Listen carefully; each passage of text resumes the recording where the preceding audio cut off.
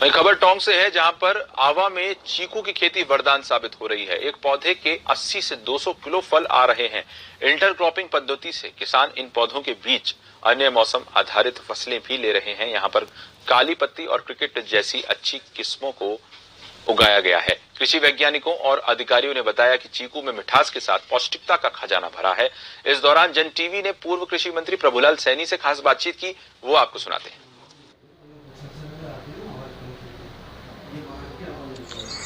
कृषि मंत्री डॉक्टर प्रभुलाल सैनी अपने कार्यकाल के समय भी कृषि के क्षेत्र में इन्होंने प्रदेश में नवाचार करने में माहिर रहे। अब भी इनके द्वारा अपने गांव आवा में अपने फार्म हाउस पर कृषि के क्षेत्र में नए नवाचार किए जा रहे हैं, जिसमें इनके द्वारा टोंक जिले में चीकू की खेती को हब बनाने के प्रयास किए जा रहे हैं, जो यहाँ के किसानों को काफी रास आ रहे हैं। आइए जानते हैं इनसे किस तरह से क्षेत्र में ये चीकू की खेती कर रहे हैं। जी बताइए, आपके द्वारा चीकू की खेती की जा रही है और इससे किसानों को किस तरह से फायदा होने वाला है?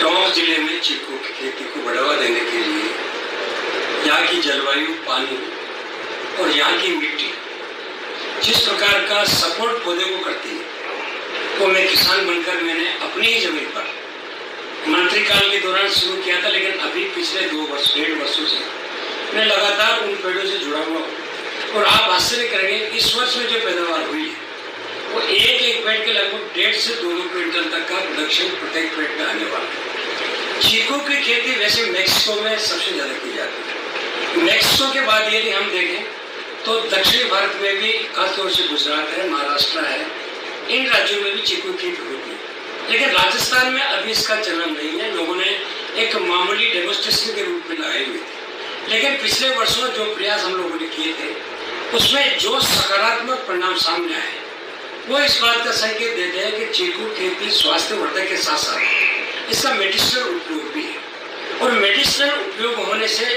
यदि हम डायबिटीज के पेशेंट को छोड़ दें तो बाकी सारे ऐसे पेशेंट हैं, इसके खाने से चाहे वो आंतों की बीमारी हो या पाइल्स की बीमारी हो या डिप्रेशन की बीमारी हो, अनिद्रा की बीमारी हो या दांतों की कैविटी का सवाल हो, चाहे कैंसर हो, इन सारे के सारे बीमारियों में चीकू के खाने से एंटीऑक्सीडेंट भी मिलते हैं और ऐसी प्रॉपर्टीज खासतौर से चीकू में मिलती है जिसको आप देखेंगे कि एंटीवायरल है। किसी भी प्रकार का वायरस, आपने देखा होगा कि कोविड-19 चल रहा है, ये भी एक वायरस है, लेकिन इसके अंतर्गत भी जो पाया गया है एंटीवायरस है। किसी भी प्रकार के वायरस को प्रतिरोधक क्षमता बढ़ाने के लिए चीकू बहुत आवश्यक बन जाता है। एंटीबैक्टीरियल है, किसी प्रकार का बैक्टीरिया अगर बॉडी में होता है तो उसको भी ठीक करता है। दांतों में कैविटीज होती है उसको भी ठीक करता है। आंतों की बीमारी को ठीक करता है। तो कई महत्वपूर्ण ऐसी बीमारियां जो चीकू के खाने से ठीक हो। इसमें सबसे बड़ी बात है कि इसमें फैट नहीं है, फैट लेस है, बिल्कुल नहीं। एक आमदनी बढ़ाने के लिए बहुत आवश्यक। चीकू की खेती को लेकर आप कृषि विभाग से किस तरह की रखते हैं अपेक्षाएं?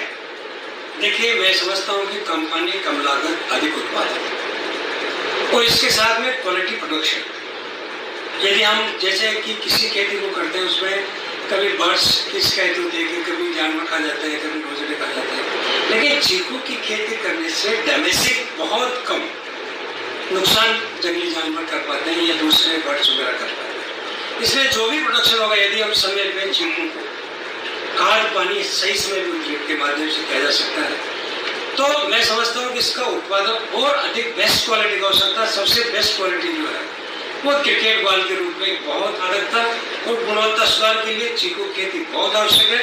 किसान अपनी आमदनी को दुगनी करने में निस्संदेह यदि इसकी शुरुआत करता है तो उसको सफलता मिलेगी। तो ये थे डॉक्टर प्रभुलाल सैनी, जो अपने कार्यकाल के बाद भी कृषि के क्षेत्र में नवाचार करने के लिए लगे हुए हैं। खबर सादुलपुर से है, जो कि बहुत